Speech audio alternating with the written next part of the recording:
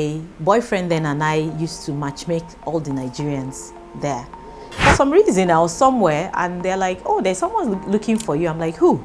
They're like, Funke Bokno. I'm like, I don't know who Funke Bokno is. I don't like people beating me. So I did everything my mom wanted. And I think because of that, it made me a bit timid. The girl that trained me, definitely younger than me, and she would speak to me anyhow. I struggled a bit with that because really, in Shegbe now, you know. But be careful because you can start work today and you get Tinubu's son's wedding. The same person that has done that wedding, you may not get another job for the next 4 months. You know, people think HR is there to hire and fire. No, that's not my job. That's not the only thing I do. My main job is to make sure that the people I do hire are okay to do what I've hired them for.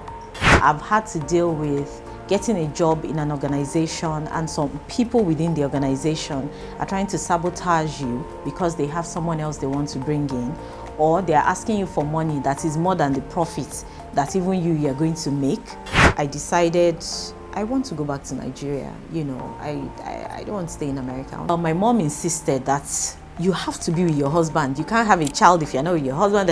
So I said, okay. So I packed my things and I moved to the UK. Immediately, Dara was, I think, 3 weeks old. I ran back to Nigeria. Yes. Even today, if they give me I still don't want to live abroad.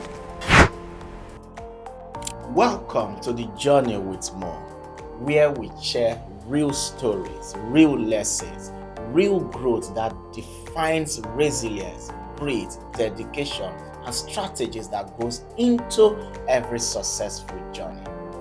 Our mission is very simple: to help emerging talent walk their career path smarter, faster, with clarity and confidence. Our today's story is very interesting, educating, and very, very inspiring.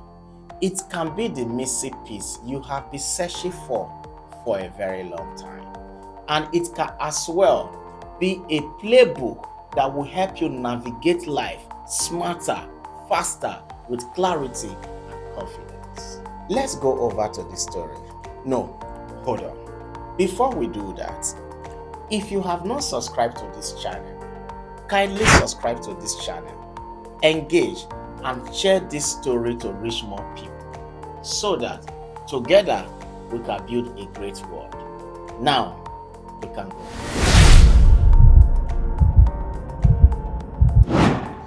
Alright, so let's get started.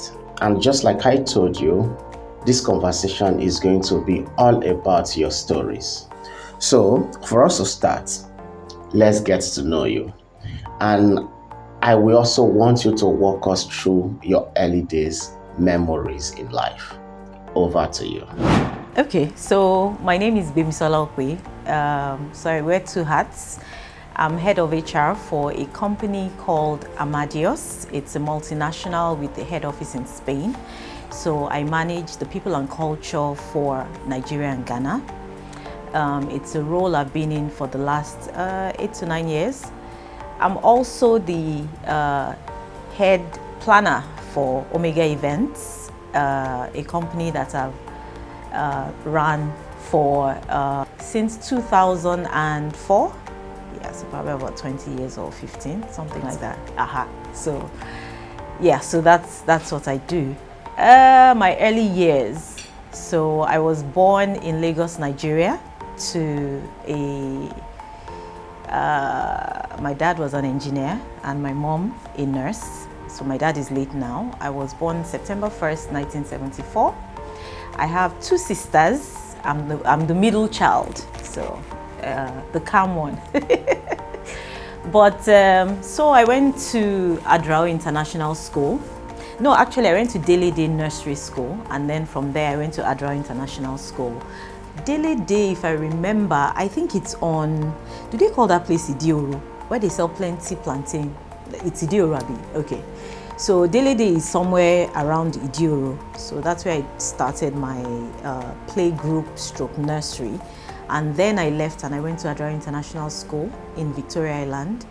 I was in Adrao, but my older sister graduated, and so my mom decided to bring me closer to where she works. So I moved to the University of Lagos Staff School inside of Unilag. That's where I did the whole of my primary school.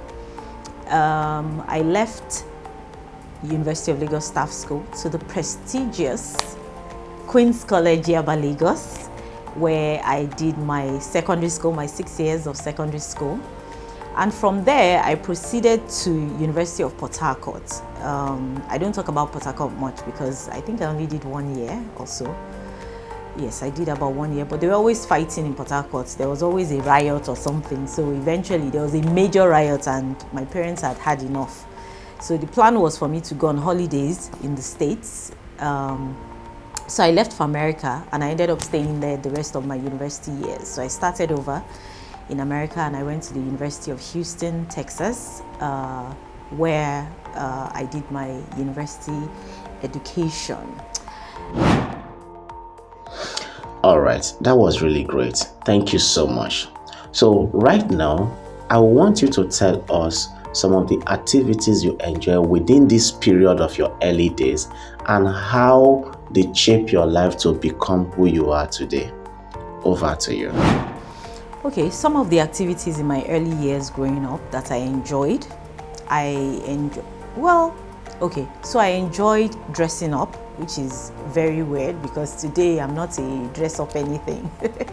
I enjoyed dressing up, I enjoyed doing my hair, I could wear 3 outfits in a day, but I think that's because of my mom. My mom was quite a fashionista, so I enjoyed doing that. I enjoyed cooking, also my mom, because my mom loved to cook. My mom loved to entertain. We would have people come into the house, just to visit us for 30 minutes, maybe my mom's friend from the next street, and she has already said, oh, I'm coming over. My mom doesn't know how to cook white rice and stew. My mom will cook white rice, stew, fry plantain, do mixed vegetable, blah, blah, blah, and she will set the table. For this, her one friend that they probably see themselves like 3 times in a day because she will come. My mom will go to the next street, she will come back again, but that was how my mom was. So I enjoyed doing that. I was quite a quiet child. My mom was very strict.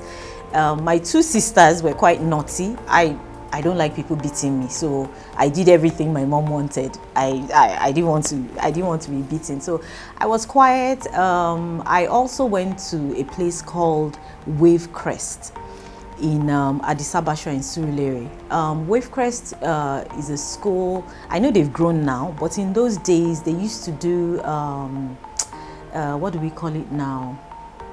I guess social skills. So I used to learn needlework.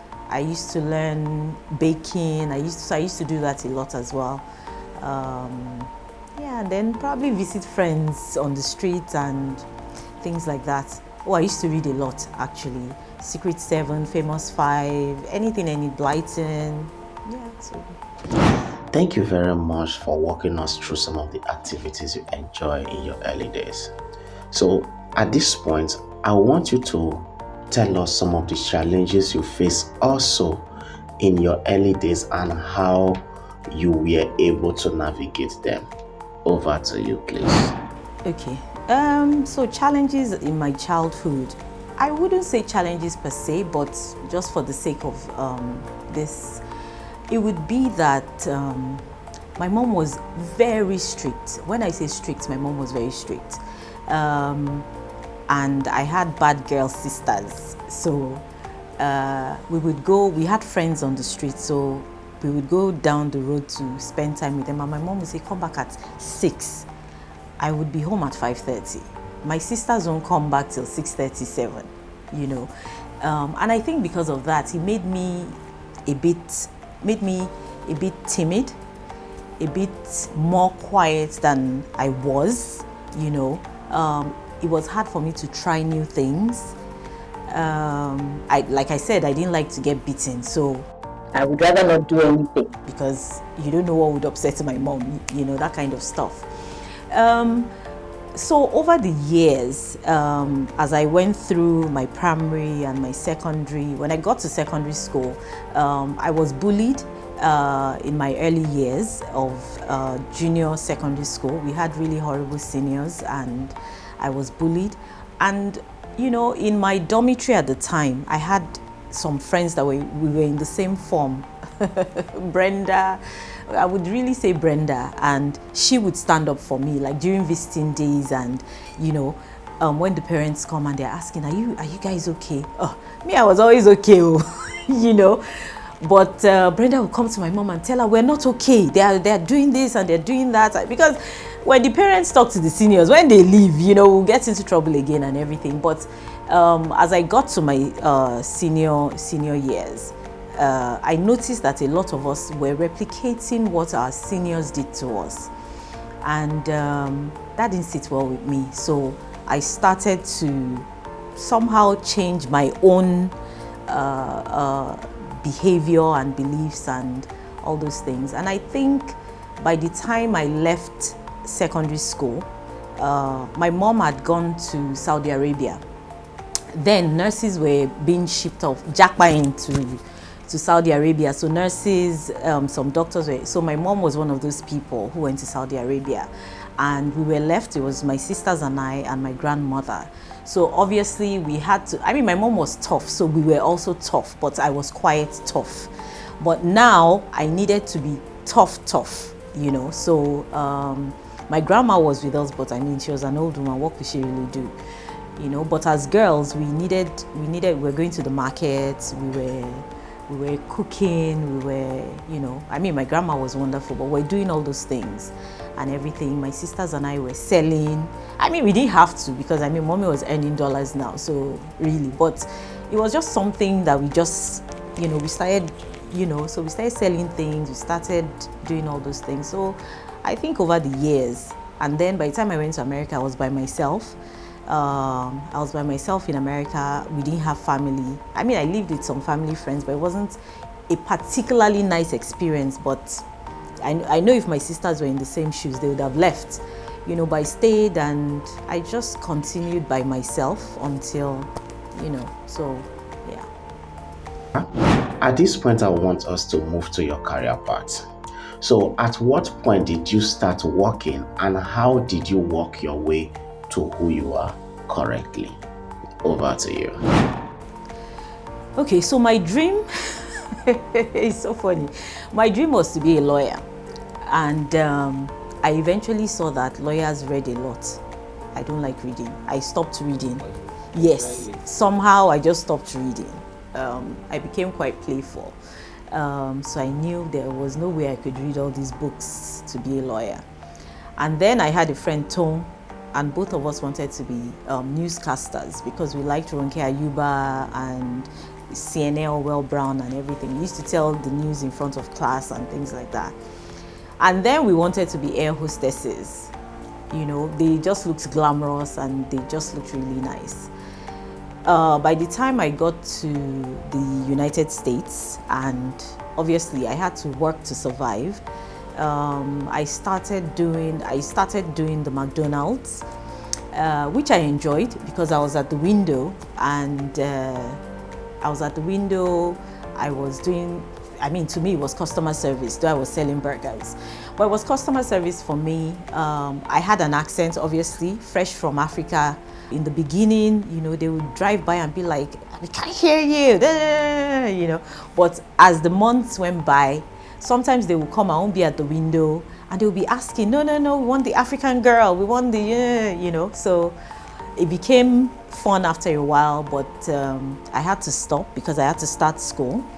So I started working in what they call care now. So I started doing care. I was looking after children with special needs. So I did that for quite a while. And as I moved up in school, first year, second year, and I knew I wanted to do communications, I wanted to do PR, you know, I wanted to do something in customer service. I started working in customer service. So I started working in a call center. I know. And of course the same thing happened because I had an accent, you know. it was a bit hard. All the people we started together were moving up and I wasn't moving up, and I'm like, what's going on?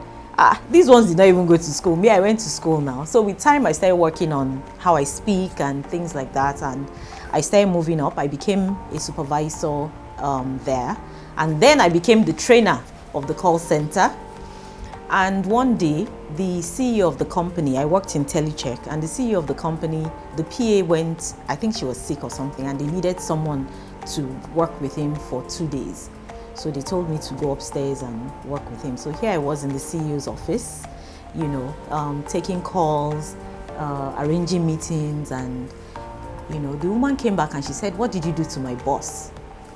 In my mind, I'm thinking, she said, "He really likes you. He doesn't think you should be downstairs in the call center, blah, blah, blah." I'm like, really? So the next week, they called me and said I should go downstairs to HR, to work in HR. So I moved downstairs and I started doing, you know, people will come in, I'll take their forms, they'll fill their forms. From there, I moved to verifying their references, information, blah, blah, blah. From there, I started doing recruitment as well. So yeah, I did that for a while. And then, of course, my love for events. You know, I had done some events with my friends during all of this. You know, we had the first Nigerian secondary school reunion. So it was a reunion that brought together all the secondary schools in Nigeria, people that were in the United States. And I think the first one, we probably had about 300 people. We didn't expect it. By the next year, yes, by the next year, we had like 2,000 people. By the next year, and it started growing. I don't even know what they do with it now, but I know it started growing because people in different states of the states needed to connect, you know, and that was so, and it kept on for years, but I don't know if they're still doing it now and everything. And so I started doing my events business. I started with catering, CC Eco Catering. So yes, so I would do catering for events, weddings, But catering was not really my thing, you know. Of course, I knew what good food was because my mom is a fantastic cook. So I knew what good food was. I knew what, you know, but catering was not my thing. I preferred the services part, you know, the making people happy, making sure that, you know. So I moved to actually doing events. So I would do events, but I'll bring in caterers, I'll bring in all the other people. And then, you know, I used to host in my house. Houston was a little place at the time for Nigerians, so I would open up my house on weekends. People would come, I would cook, we would hang out. You know, we're Nigerians, we needed ourselves and all that stuff. From there, I started dating, and my boyfriend then and I used to matchmake all the Nigerians there. So once they come to our house, they'll meet themselves, they'll get married, and you know. So I also got married, and I decided I want to go back to Nigeria. You know, I don't want to stay in America. I want to go back to Nigeria. So I packed my things and I came home, and I started Omega Events in Nigeria. And I think I was quite fortunate because I think the second day I moved to Nigeria, I was coming home also to plan my younger sister's wedding. She was getting married and it was going to be a big event. The only person I knew then was Molara Akinshi of Just Weddings. She's my husband's cousin, you know, so I knew her, you know, she used to come to the US and everything. So when I came home, I knew her. And for some reason, I was somewhere and they're like, "Oh, there's someone looking for you." I'm like, "Who?" They're like, "Funke Bokno." I'm like, "I don't know who Funke Bokno is," and everything. So I went out, I met with Funke, and we just clicked and we just started talking. But it was funny because she thought I was a bride she was coming to meet, you know. We were talking, you know. I didn't realize she thought I was a bride, and, you know, that's how we became friends. And yeah, so we just started working. I started working. Of course, they were not so good, there were some good, and I guess the rest is history. Okay, so from our research, we found out that you have also lived in the UK. I will want you to tell us your experience in the UK and how it groomed you to become who you are currently. Okay, so when I came to Nigeria, I had been married for I think six or 7 years, and I didn't have a child. So obviously, people were getting worried. My mom was worried. Some of my in-laws were worried. What's going on? Blah blah blah, and everything. And my husband had been moved to the UK because he worked with BP, British Petroleum. So my mom insisted that you have to be with your husband. You can't have a child if you're not with your husband. So I said, okay. So I packed my things and I moved to the UK. And while I was there, I was doing events, but not really, just a little bit of events. And I worked with City and Guilds in their HR department. While I was there, funny story. While I was there, we were planning to have IVF. So we're planning our IVF, and we went to the hospital, and they said the IVF, you have to inject yourself for like 30 days. And so they said they will send us the injections. And when they sent them to the house, the box was this high, and I'm thinking to myself, hey, jokers, who is going to be injecting anybody? How? Hey, jokers. So I called my mom and I said to her, look, mommy, this isn't working. If it doesn't happen, it doesn't happen. So my mom flew down to be with me in the UK. But one day I was going to work, and I was a Christian, but I wasn't a Christian. A friend of mine, I was talking to my friend Amoni, and I was telling her that imagine this box that they sent to me. They're telling me I have to inject myself, blah, blah, blah. She told me, said in the middle of the night, take off all your clothes, carry the box and tell God what you want and everything. I'm like, they have come. They have come. But somehow at night, I got up, I did what she said, even though I laughed. I'm not even going to lie. So on my way to work, to City and Guilds that morning, I always go by, I think it was a Tesco or something. And I walked by the Tesco and I heard buy a pregnancy test.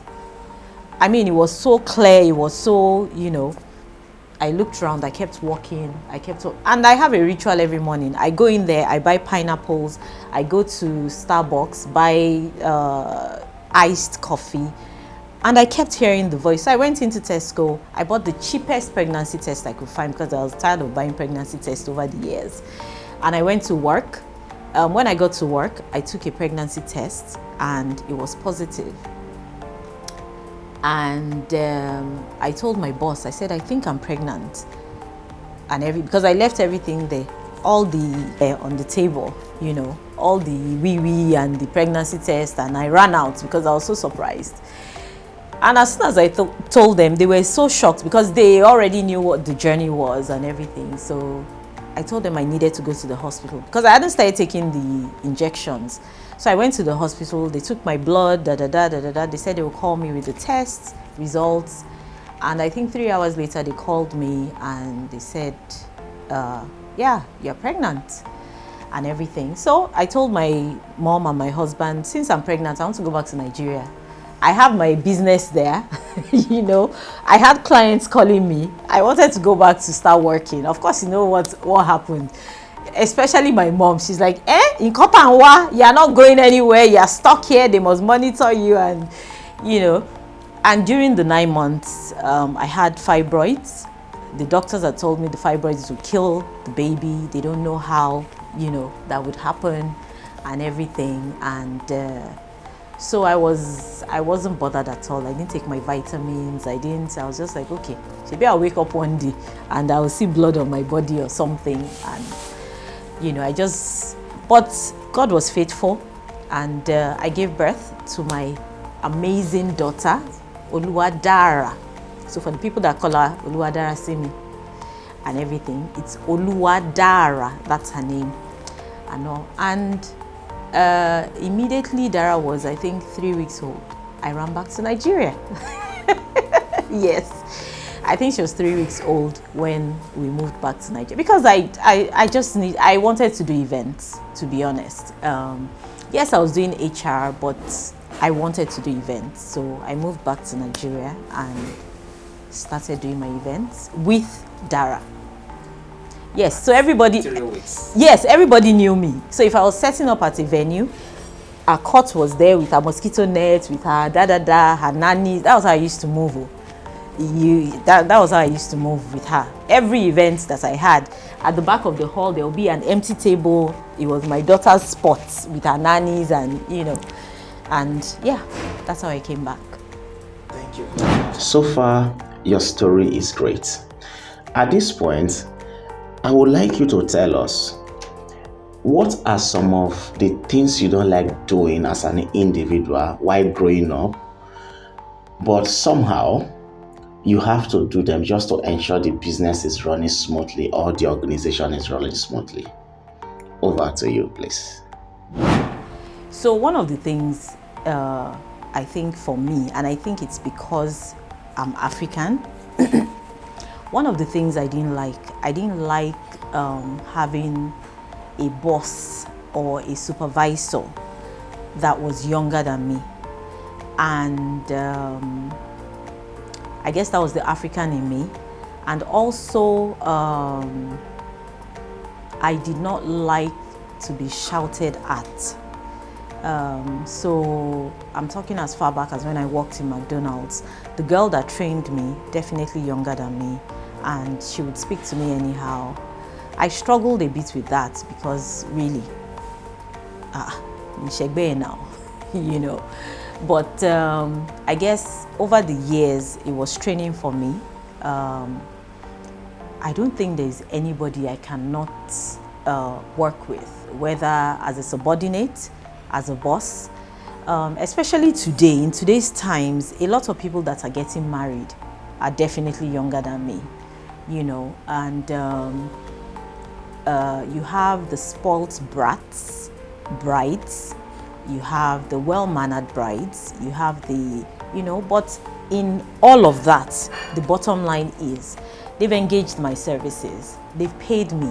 I had the chance to say, sorry, I don't want to do it, but for as long as, I've agreed to, it's not even an issue for me. However, let me share just one experience with you. I had a bride a couple of years ago who was actually a very good friend's younger cousin. They brought me on last minute because obviously they didn't engage an event planner and things were becoming, untidy. So I came in, I met with the family. They had told me they had a decorator, They just needed me to come on board to make sure everything went well. I had an event the day before, but of course, the next morning we were there by 5 a.m. to make sure everything was, The decorator they got was the bride's friend, and she was a new decorator. In fact, she's done well in the industry now.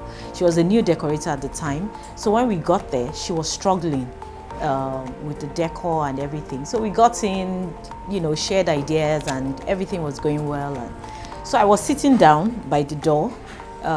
Everything was done. They were just sweeping out the venue.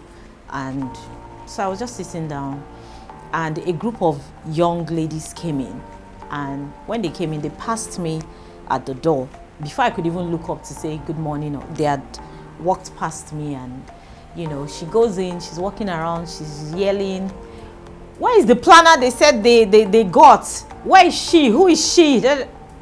So I smiled. So the head coordinator of my team looked at me, and I held her hand because she's feisty, so I held her hand and everything. So the girl, she's going around, she's like, "Why is everywhere the way it is? Nothing is ready, event starts at 9. We're looking at ourselves like nothing is ready. We're done. They're just clearing out, and so I see the decorator walk to her, and said something to her. So she started walking towards me, and she comes to me and she says, "Oh, you are the planner."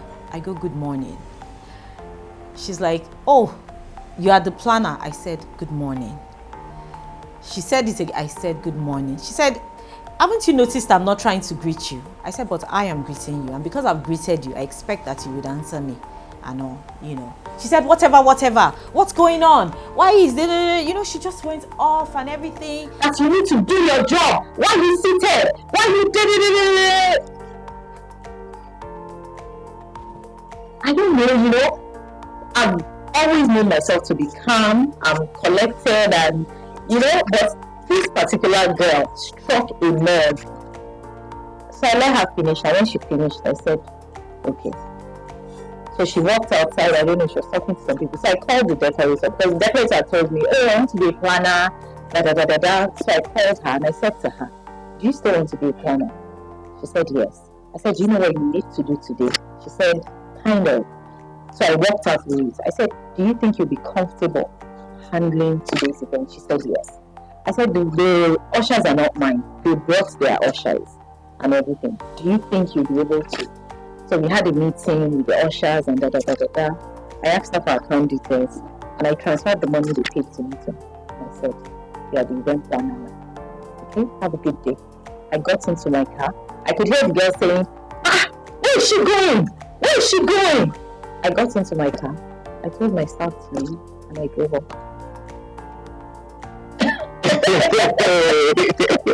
And I didn't because I just couldn't. I couldn't. I think I spoke to the bride maybe a week after. Of course, she did tell me how disappointed she was, and like I told her, I was disappointed in myself, but I felt really, really good. If I didn't do that, I don't know, I wouldn't have been okay. Maybe you would have delivered so. Yes, I wouldn't have been okay. But I mean, those were my early challenges, you know, dealing with, you know, but today, if you call me whatever name you want to call me, the work will still be done, you know, the work will still be done. All those learning curve, learning process, you know, but yeah.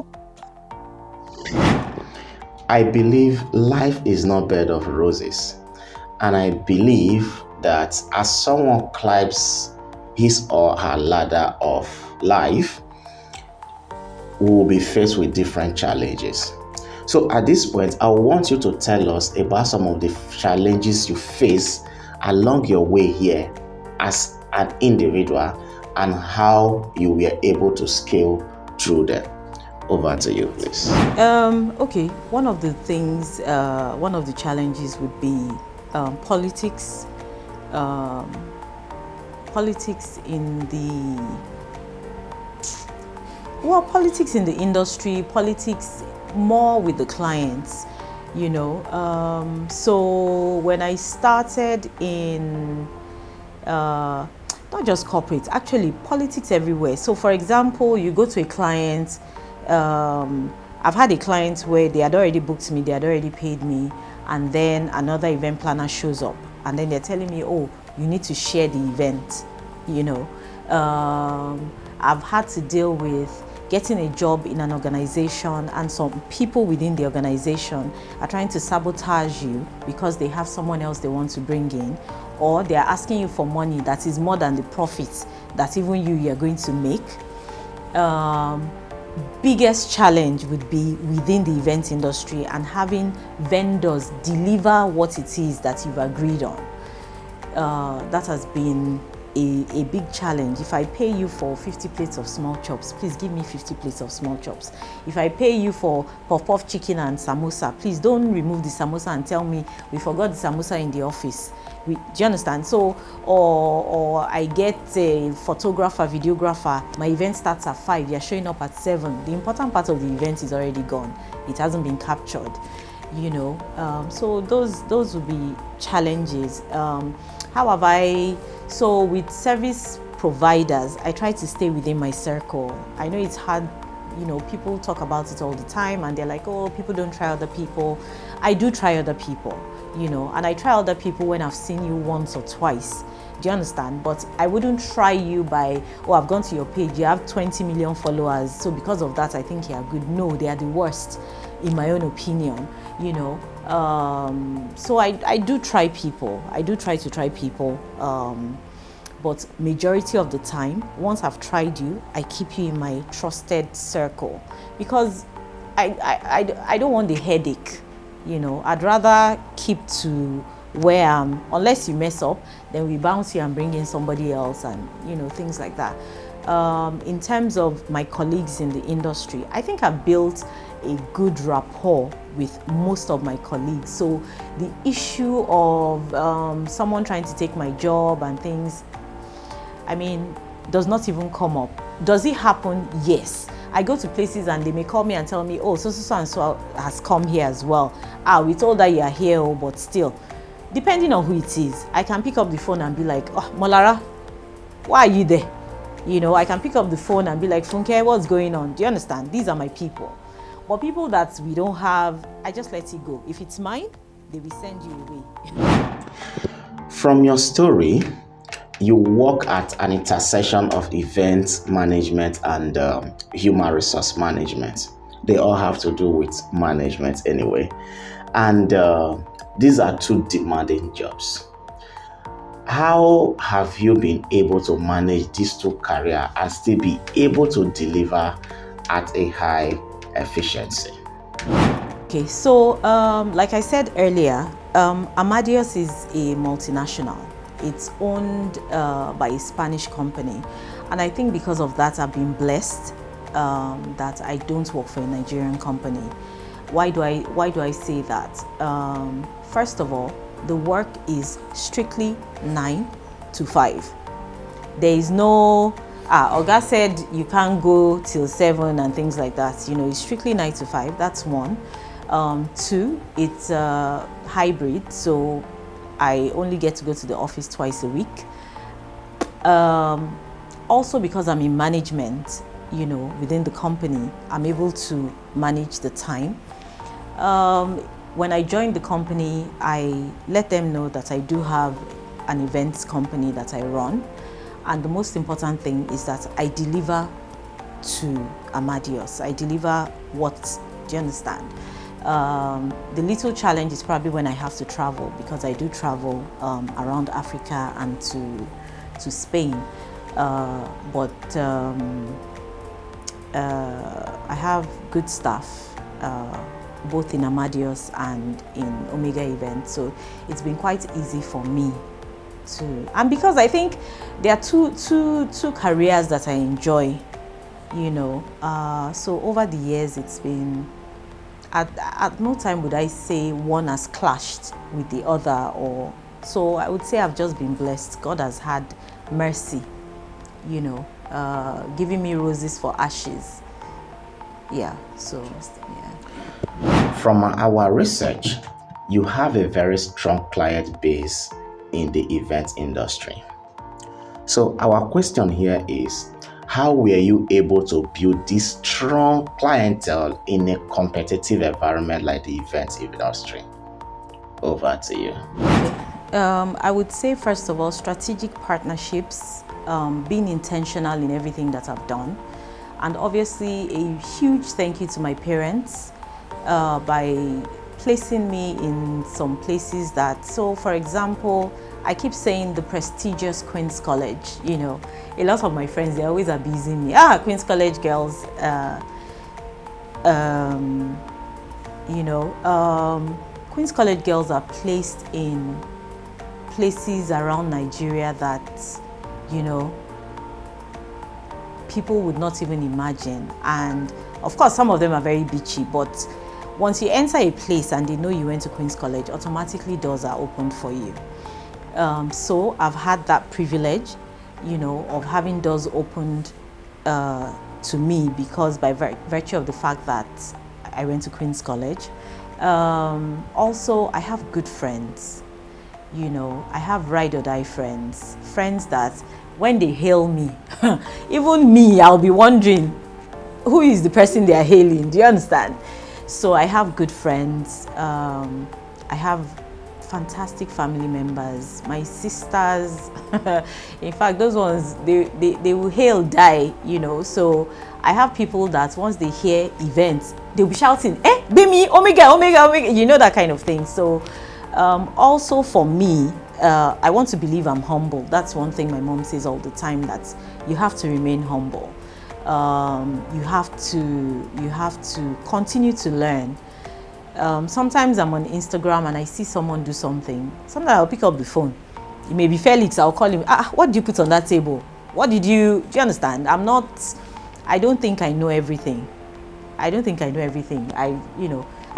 Who took that picture? How did he do that? Those types of things. So continuous learning for me. So when I go out and I pitch, they know I'm knowledgeable. They know, I know what I'm doing. And I guess my background also speaks for me, as well as the contacts that I've made over the years, whether through school or through, So let's look at how you process informations. How do you take decisions? So, for instance, do you follow your guts, or you take step by step to analyze the issue before taking decision, or do you do kind of a SWOT analysis before taking your final decision? And at what point did you decide to become an event planner? From birth. From birth. From birth, yeah, because my mother. So I want to say a combination of all, but I would say what I usually do the most is I gather my thoughts. I don't just make decisions. If I do, it means I've already thought about it, or I'm sure of the decision I'm about to make. But usually I think things through. I don't talk too much because I think a lot. So I usually go back, gather my thoughts, and then From what I know, the event industry is known for unexpected situations every now and then. How do you approach situations like that when they happen? Over to you. Should I tell the truth? Yeah. I cry. Yes. You cry? Yes, I cry. Okay, so oh my God, I think 3 years ago. Okay, I don't cry all the time, Sha, but I do cry. 3 years ago, I had an event for a big bank. In fact, I should go and sue that company because that bank has not called me back since that time. Okay, so we had a big event for the bank. It was their end of year party. So I got this this big tent company to bring us canopies, The night before, they were supposed to deliver in the evening. They started, we're on our way, till I left the venue at about maybe 11 p.m. or midnight. And the venue was on the mainland. Eventually, they told me they were there, they were setting up, blah, blah, blah. I said, okay. Of course, they were a big tent company in Nigeria, like big. So, let me go and sleep now. So I get there in the morning. First of all, the canopy they brought for the event was like as if it was a white canopy. It was like as if they took red sand from the side of the expressway, put some water, and decided to rub it all over the canopies. That was one. The flooring they were supposed to do was not done. The stage was... So I think the event was supposed to start around 10 in the morning. So they started calling, then the canopies had holes. They said they were calling their office to come and change the canopy, I was looking at the time. So I told my staff, let's set up the other areas without canopies. They were supposed to have like a mini church service, something, and then they'll come out for reception. So I said, the reception canopies, don't worry, let's just set up and do the other things. And then, hey, anyway, the manager that was with us that morning, that was calling, that was this, that was that, ran away. I started calling her numbers, she didn't pick. The malams that were working with them carrying stuff, I guess they were tired from working different jobs. They went somewhere to go and sleep. I was begging them, but they were tired. That was just the truth. They were tired. Anyway, the place was not set up. And so their MD came. A bank. Their MD came, and as he was coming in, I ran there, and then the committee introduced me to the MD and all that stuff. So the MD was very happy with the setup on this side. He was like, oh my God, this looks like we're in America, blah, blah, blah. I said, thank you, sir. So I said to him, I apologize. Unfortunately, one of our vendors, but we're trying to see what we can do to. He said, oh, okay, it's okay. We don't have to start at 10. What time do you need? I said, can you give us till noon? He said, noon. He just told the committee, noon, I'll be back. So he left. We tried to, it was not nice. Let me just tell you now, even though we tried to salvage it, it wasn't nice. So eventually they had the event, and everybody was happy.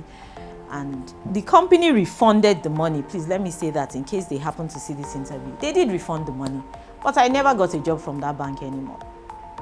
But that day, I cried. I cried. Because it was a major for me. It was the first time I was working with that bank. It was a major bank. And I've seen what they've done since that time. It would have been me. Do you understand? Yeah, so I've had that. I even had one last year. Last year, we had a major end of year party for one of my top brands. And somebody had introduced me to a vendor that does lights and LED screens, because the person I usually used, we had to postpone the event, so he wasn't available for that event. So I reached out, and they, I feel like calling his name, but it's okay. So they got me the guy. I spoke to him. He sounded like a fantastic guy, everything. He said he will set up overnight. I come in the next morning, no screen, no lights. The boy he left overnight told me that, Cosino, I'm like, what are you talking about? What are you talking about? I have a hall of 1,200 people. You're telling me, we started calling him, he didn't pick. My event was going to start at about, I think, 4, but I had told him 1. I don't think he picked up my call till 12 noon. And then he said to me, oh, madam, we have an issue, something, we are unable to provide you LED screens. I cried.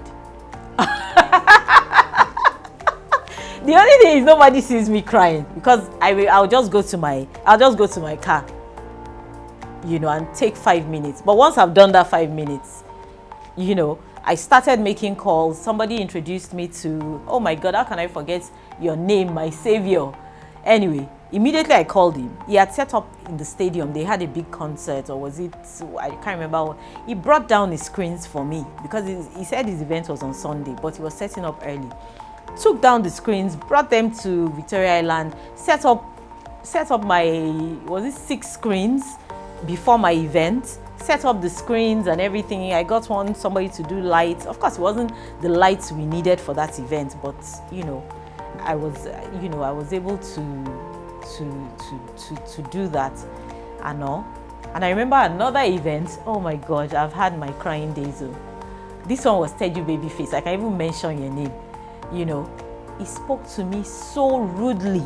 I think the couple were about to dance in, and they told me to tell him something. And I walked up to him to tell him, and I don't know, maybe we had a bad day, or maybe, oh my God, he spoke to me rudely. And usually I would hold myself till I get to my car. I started crying from inside the hall as I was walking out, and the people that were organizing the event saw me, and they called me, and they're like, what?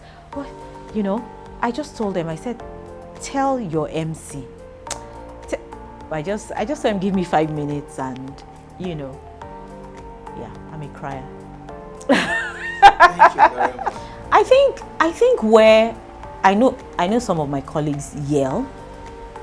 They yell, they shout, but I think for me, once I just let it out for 3 minutes, and it's like as if it resets my brain. I don't know. I don't do it all the time, but when it's really hot and I don't know how to yell. I mean, I've probably yelled a few times, but yelling is not my thing, and that's why I don't like confrontations, because I know I'll cry. When I'm really, really, I need that 3 minutes. Yes, I'm a crier. Thank you very much. Thank you. You're welcome. So, as you are telling your story now, I am wondering, because you have lived in the UK and you have also lived in the US. And from our average mind as African, we believe living abroad is better in terms of standard of living or even making money at the low level or middle class. But you choose Nigeria over these places. Nigeria that a lot is happening. Now, I would like to know, why did you choose Nigeria over the UK and the US? Over to you, please. Okay, first things first. I missed my sisters a lot. I've never told them this, but I did miss them a lot. I wanted to be around my sisters. I missed my first sister's wedding because obviously we were doing papers and things like that, so I couldn't come out of the US for her wedding. And yeah, I missed my sisters. I missed my mom. You know, my mom was in Saudi though, but I mean, she used to come home every year. But now I was in the US. I think my younger sister was in the UK at the time. My older sister was in Nigeria. So my mom could not come to the US. You know, she had to decide where she would go. So she would go to Nigeria because her mom was there, her dad was there at the time. And, you know, so I missed home a lot. I missed my friends. My really good friends were in Nigeria. I mean, I did make good friends in America, but it wasn't the same. Okay, no, let me not say that because I have some really good friends that I made in America. But I missed my friends, and I just felt that there was something I needed to do in Nigeria. I don't know. It just felt that way, that there was something that I needed to do in Nigeria as well. Nigeria is home. Nigeria is where I can be a millionaire overnight. You know.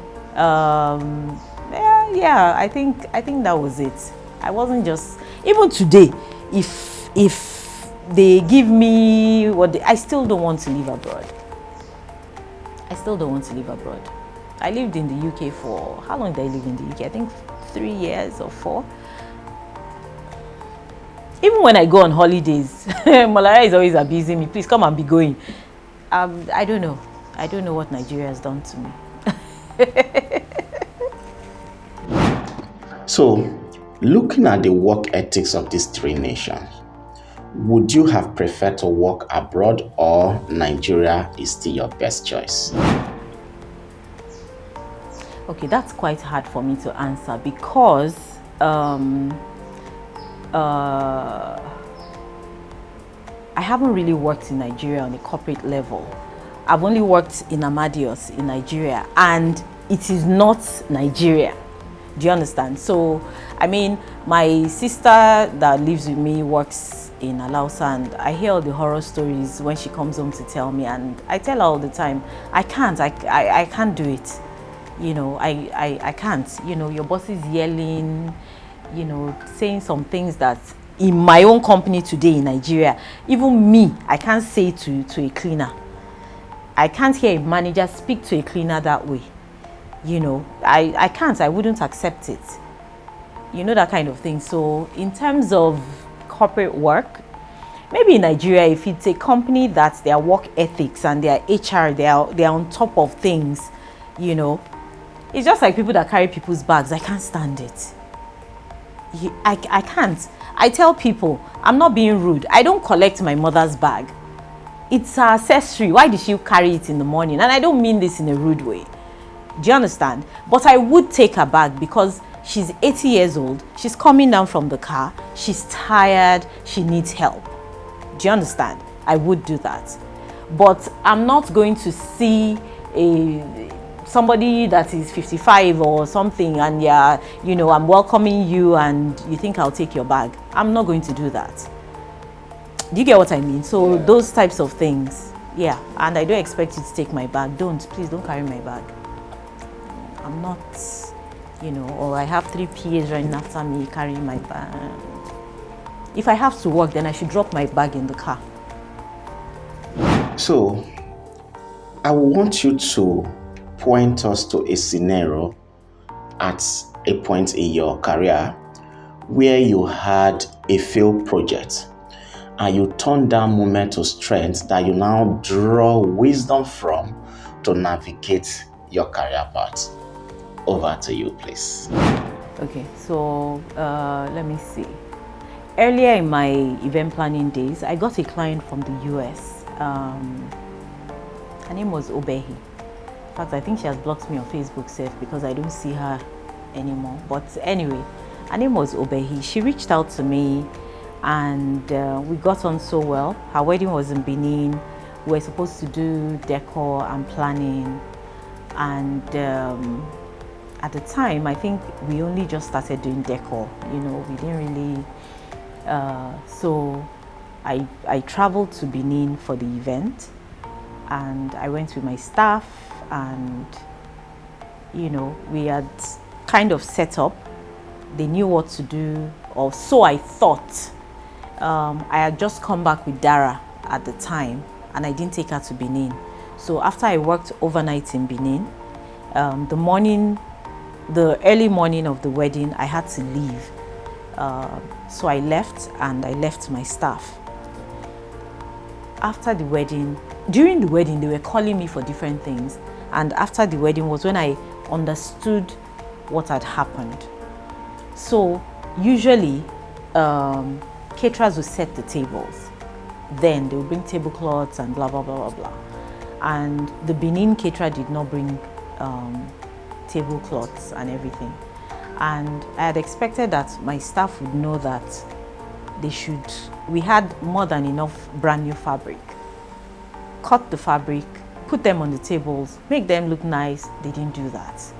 And obviously she wasn't happy and all that stuff. And I think she sent me a really, really bad email, but I didn't get to, you know, apologize properly. I didn't get to actually talk, and you know, so in that particular scenario, the learning curve for me, you know, as an event professional is one, I don't take jobs where I can't be there personally, especially my out of town jobs.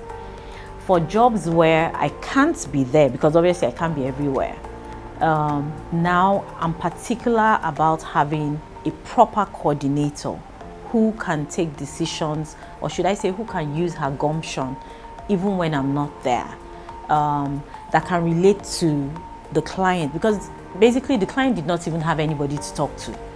You know, usually if you have someone to talk to, this is this, the person can easily, you know, they were ad hoc boys, they were decor boys, so even they themselves did not, you know. So of course I learned that we needed to have a proper team in place, not just the decorators but also the event coordinators, and like an office person, you know, also has to be there and everything. So I learned that from that particular event. And also to have feedback meetings after events with the clients. What did we do right? What did we do wrong? What can we do better? You know, that also has helped me over the years. And thank God I've had clients that they're telling me, baby, we're really happy with your job, but maybe this. And with that, you know, we just continue to correct ourselves and everything. I had another client who we did work for, and they brought in their own canopies. I had told them that the canopies were not nice, but because the mom worked where they got the canopies from, she was like, no. When the bride was dancing, it was an outdoor event, when the bride was dancing in, the canopies flew away. Yes, the canopies flew away, and the mother of the bride was very upset with me. In fact, she cursed and everything, and I ran away.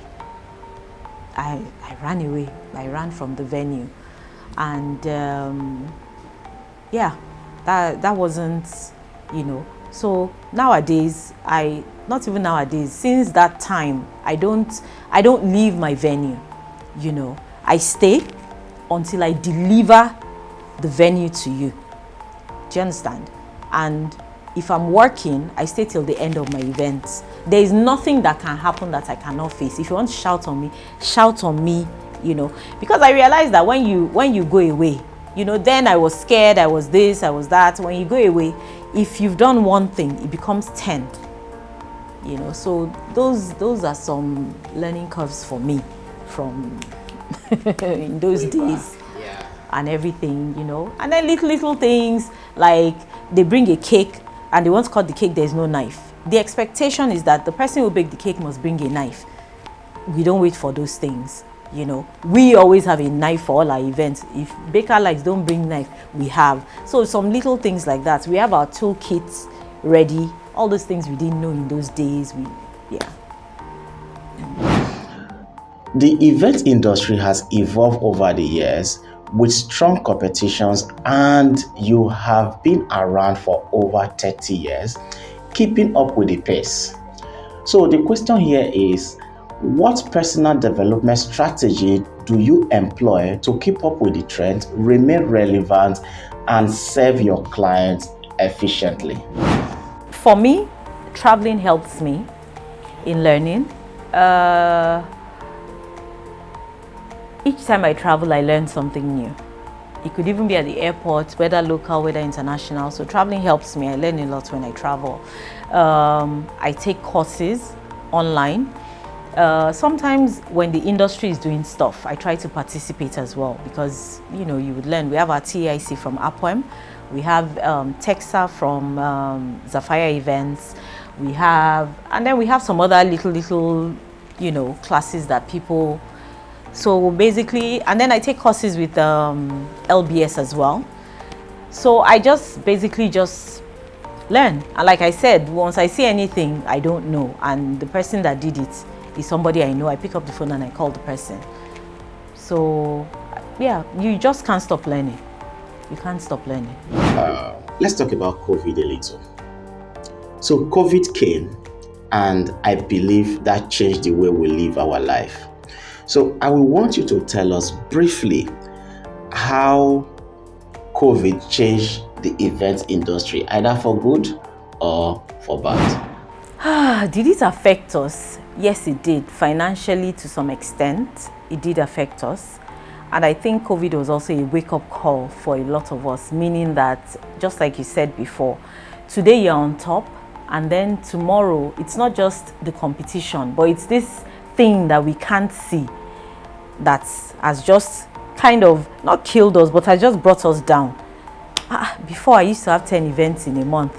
There is no event, there's COVID. Do you understand? But then you have people that maybe are not as experienced as you are, and they're still doing stuff during COVID. So it was an eye-opener for a lot of us, and it was also a developmental phase, because we started putting our thinking caps on and things started coming out from COVID. So the online parties came up, the caterers started doing boxed foods and everything. So COVID just woke us up that we have to diversify, and we have to just do our best at all times. So I have come to realize that the higher you go in life, the more valuable relationships become. So the question here is, how has relationship helped you over the years, both in the event industry or in the human resource industry? Over to you, please. Okay, so let me speak to my HR career first. So I have some relationships with some HR professionals that we've had for quite a while. That in fact, even when I needed work in Nigeria, they were able to connect me as well, where I go to for advice. I go to for anything recruitment as well and everything. So also through the work that I do at Amadeus, I've also been connected with the European Chamber of Commerce. So they have a HR community there as well. So all the multinationals, the European multinationals in Nigeria, they have their HR community there that I belong to. So that's also important, because I have people that look for work. So I can easily reach out into that community and say, I have this CV. Or when they have roles as well, they send to me if I have someone. So for my HR career, the contacts, they are not hard. They are not as hard as the event industry. You know, I don't have to worry about who will backstab me, who wants to use me, who wants to, you know. And that's the way I felt about the event industry. I liked being in my own little space. But over the years, I realized that you can't really do that in events. I mean, you don't necessarily have to be out there, but you can't just be by yourself. It wouldn't work. So one day, about, I don't know, 6-8 years ago, they were having APOEM, the association of, they were having elections, and I said to Molara, I said, I want to contest for president. She's like, you? Baby, you're very unserious. I said, yeah, that I want to. So they had their elections, and I think I won by 1 point or 2 points that year. And I know people were not happy because, first of all, I never used to talk to anybody. So I guess most people thought I was a snob. Some people thought, what can she do? And all that stuff. But I won, and I learned something about myself being president of APOEM. You know, I didn't realize the strength I had within myself, and I didn't realize the leadership qualities and skills that I had as well. And also that role helped me build contacts in the industry through networking. And I'm glad that happened, because today, because of those contacts, I'm also able to do a good job, you know, for my clients. I mean, this morning alone, I've been on the phone with Felix. You know, he's helping me organize 1 or 2 things. I've been on the phone with KFA. He's also helping me organize you know. So I have people I can reach out to even at 12 midnight, at 1 a.m. in the morning, you know, people I can call and discuss event issues that I'm having, either personally or, you know, somebody has brought to me, and things like that. So networking, I tell people, networking is key to build your brand, and also to sustain your brand somehow, you know. Yeah. So let's talk about leadership. You have been a leader as a HRO manager, and as an event planner, you manage vendors. So my question here is, how do you manage people to deliver their briefs or job responsibility effectively or efficiently? Let's look at the people you manage at the office, like your recruited staff as a HRO manager, and let's look at vendors, the way you manage them. Over to you. First things first, it's not leading. And I think that's the mistake a lot of people make. I mean, it's leading, but it's not leading. So with my staff in the office, we are business partners. To my vendors in the event industry, we're business partners. How? So in the office, I'm your HR. You are either maybe a marketer but the point is, you are bringing in something into the company. My job is to make sure that you are okay, so you can give us that thing. So you're a cleaner in my office. I need to make sure you have good, clean uniform. You have all the things you need to clean and make the office clean and smell fresh.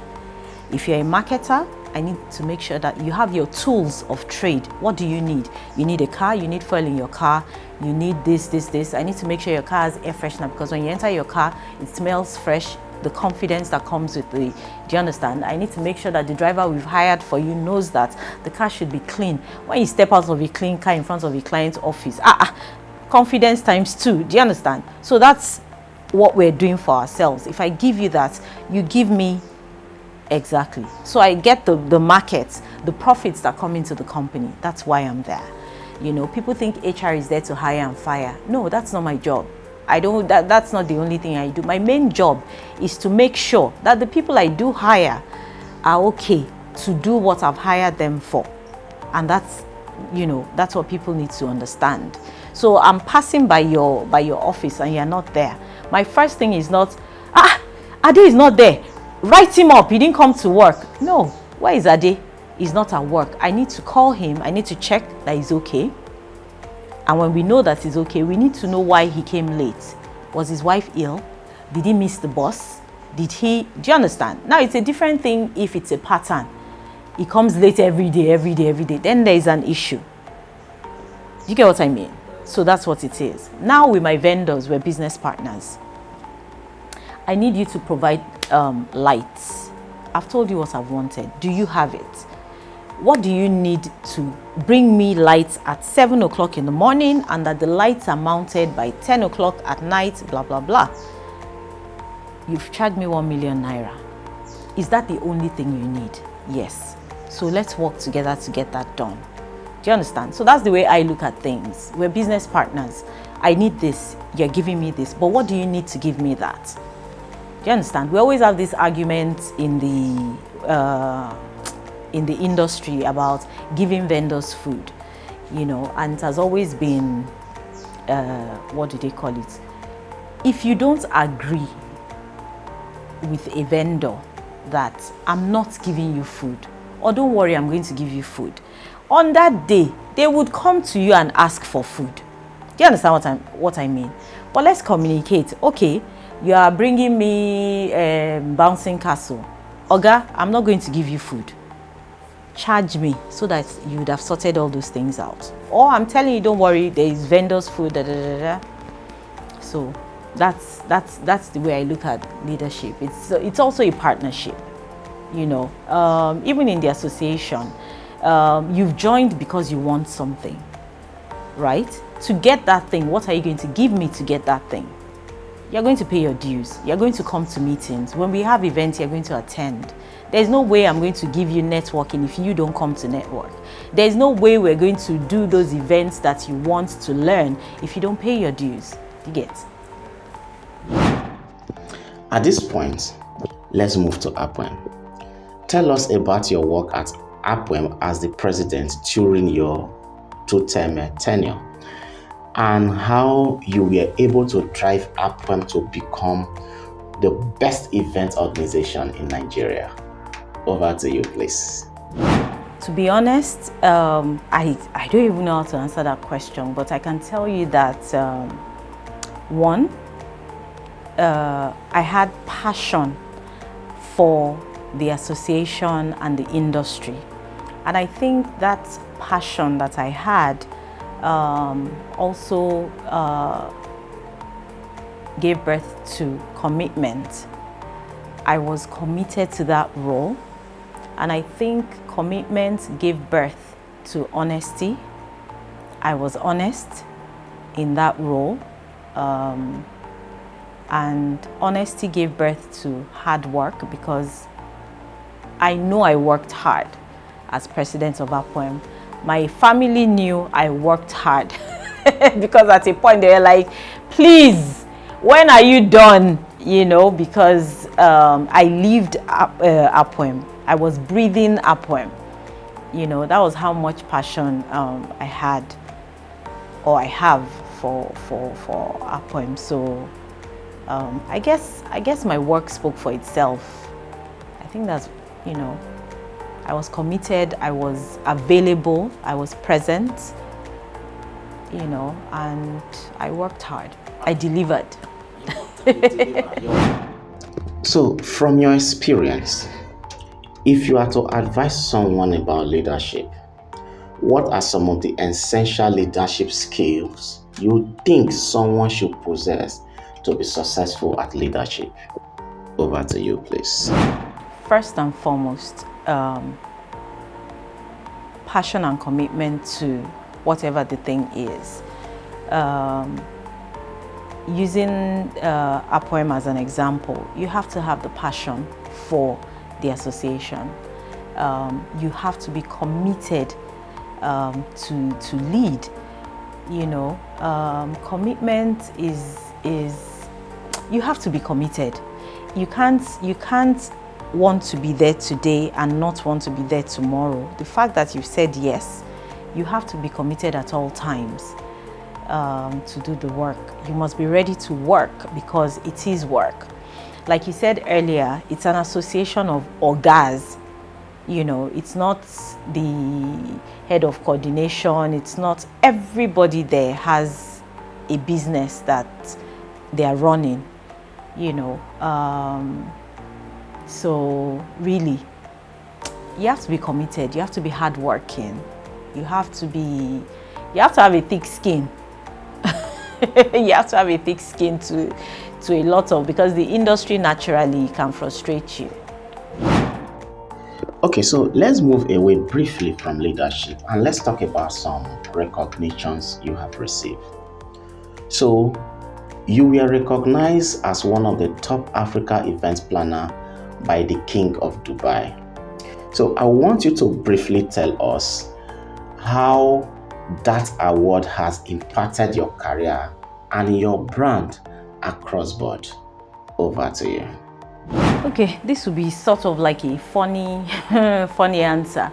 So yes, I think we were about 30 or 40 of us that they recognized and invited to Dubai at the time. And we all went. We spent, I think, a week and we came back. Of course, there was no plaque given or any award or that type of thing. But in terms of the brands and the self-esteem, obviously, we all know how Nigeria is. Clients like to know that their event planner or their service provider is on another level. So that helped because some of the clients that would call would be like, we saw you, da da da da da, or we heard da da da. So that was good. And on a personal level, it was good for the morale, you know. Yeah.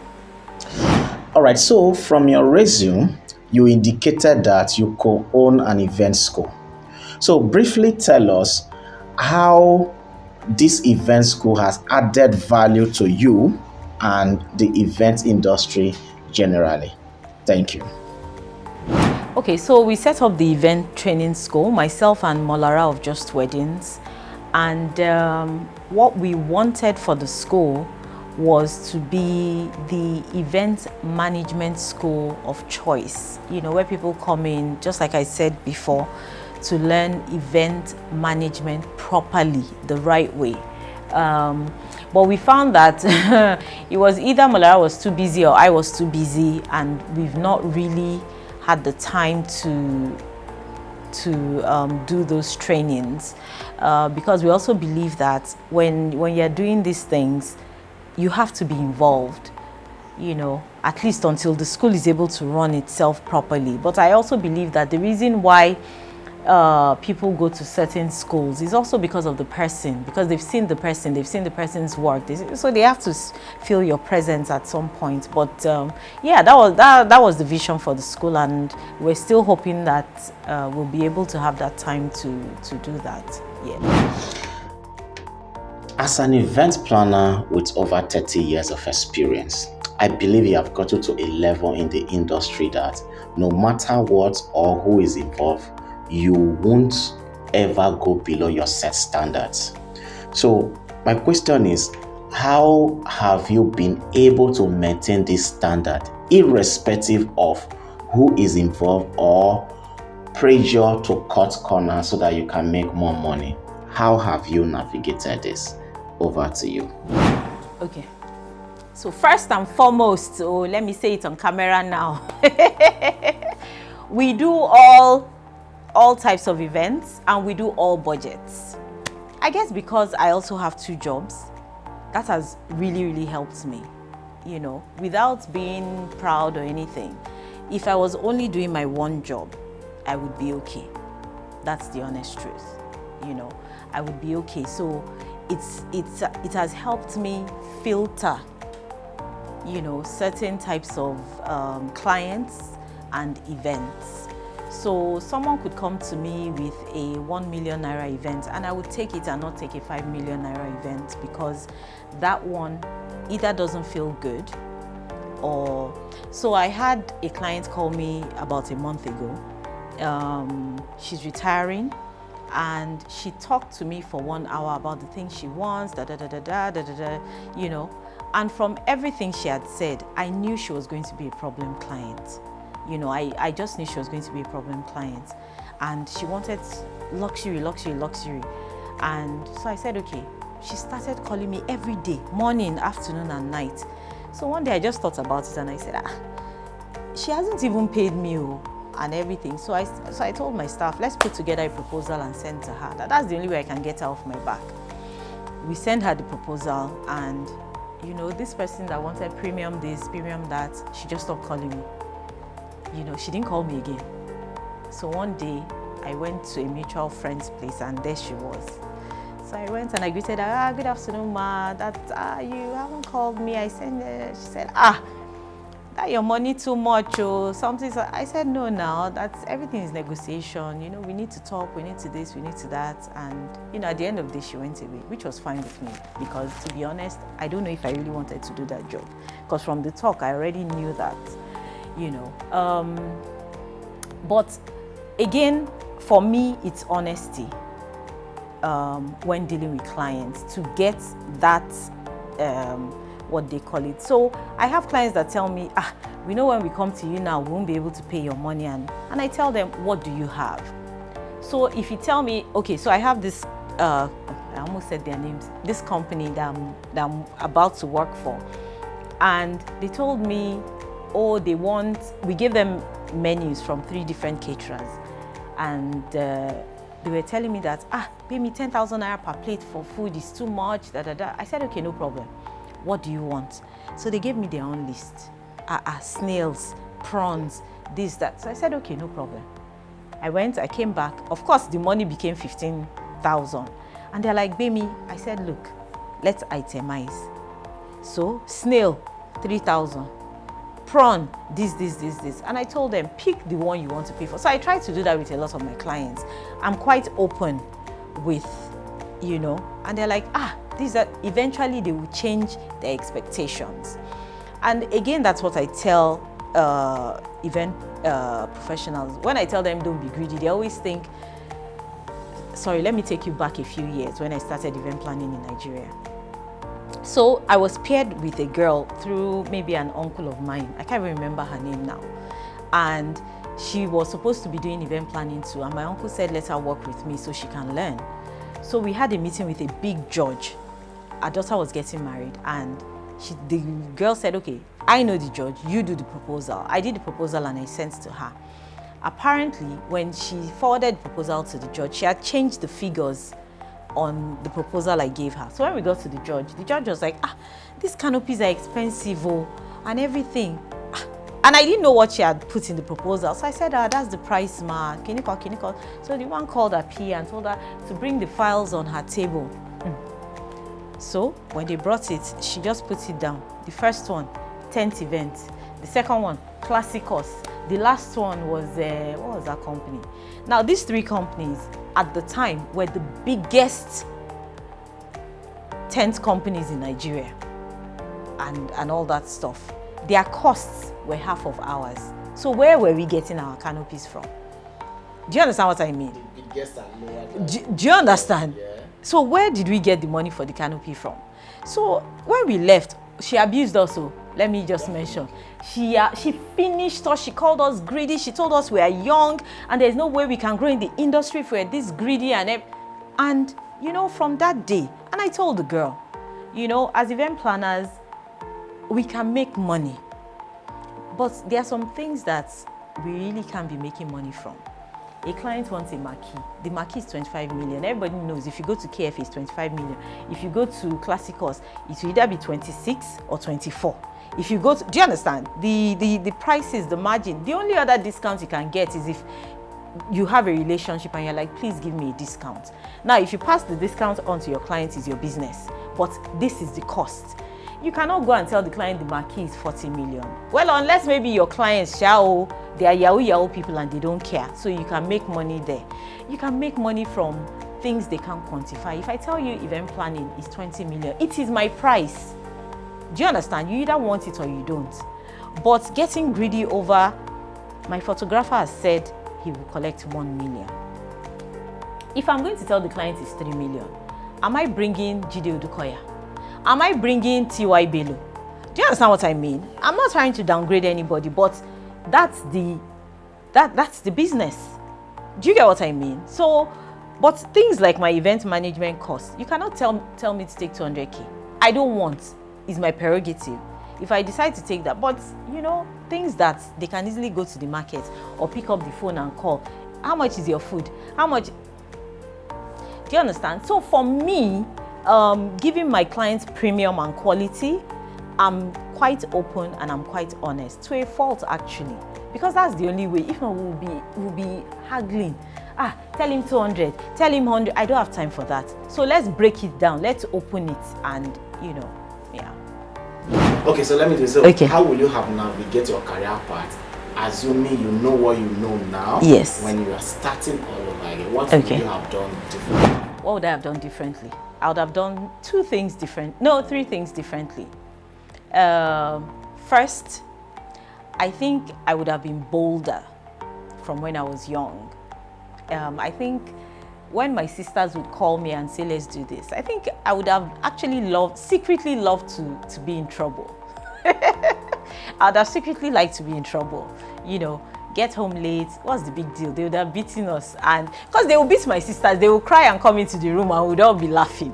Do you understand? So it couldn't have been that bad. And I think we've been bolder from going to the secondary school. I think I would have spoken up more. I would have participated in certain things more. Yeah, I think for that part of it, I would have, you know. And then I think that when I had the opportunity to do a lot more studying, there were a lot of things I wanted to do in terms of trainings, in terms of certifications. I think I would have done them earlier in my years than now. Adult education is hard, you know. I would have done them then. When some of my friends were doing them, I was chasing money, you know. I wanted to do this, I wanted to buy this, I wanted all those things. I still did not end up buying them then, you know, even though I was rushing to get them, but I still didn't get them then. And, you know, I would have easily realized that success is when success comes. Do you understand? My friends that were successful 10 years ago and that are still successful now, we're still friends. We're still friends the way we were 10 years ago. You know, so there is no winner. So I would have done things earlier. I would have been a bit more open to friendships. You know, there are some friendships that I ran from. Some, yes, it's good that I ran from them, but some, maybe, you know, if I had allowed myself to be a bit more open, a bit more, you know, yeah. So, as a top event planner, let's take for instance, someone walks up to you and asks, how can I become an event planner and a manager? What are some of the steps you advise him or her to take? Over to you. Okay, the first thing I'm going to ask is, are you sure you want to do this? Okay, and the person says yes. I'm going to say, pick 3 event planners and work with them for maybe a weekend and get a feel of what they do. If you still truly want to do this, then register in a proper school, an event school, and take the class. If you choose to do 4 years, some people are doing 4 years in uni, events management. If you choose to do that, fine. If you choose to do the 1-year classes that, you know, I know Zafaya does classes, I think Busy Bee does classes, who else? But a few people do classes. So look at those people and take proper classes, you know. I also advise people to intern, you know, work with other people. Don't do the 9 months class and think you have become an event planner. No, you need the experience as well. Experience does not have to be 10 years, 5 years, 2 years. It could be a month, but you do need that experience. You know, you need to get live experience. Don't just, you know, and then from there.